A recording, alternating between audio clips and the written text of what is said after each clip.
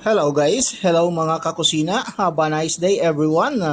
Yan, for today's video, meron tayo ditong slice na salmon fillet. Ayan yan ang ating menu para sa ating lunch for today.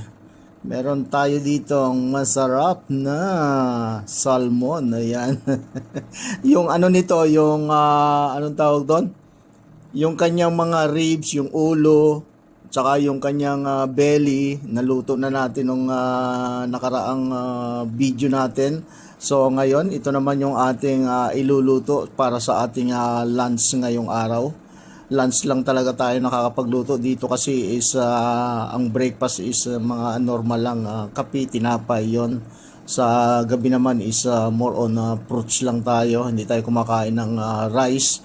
Kaya puro lunch lang yung ating ginagayak na ulam.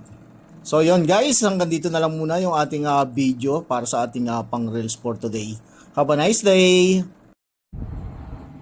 Maraming salamat po Lord sa masaganang pagkain narito ngayon sa aking harapan. Sa pangalan po ng iyong anak na si Jesus. Amen. So yon mga ka-reels, samahan nyo akong kumain ng aking pananghalian. Pagsaluhan natin itong aking ulam at kanin. Ayan, dalawang slice ng salmon. Tapos merong halong asparagus at saka kosa at sweet corn. Ayan, social ng ating luto. Mukhang masarap.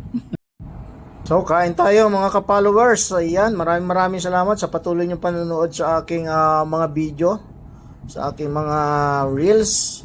Sana ay patuloy niyo akong suportahan sa aking Facebook page.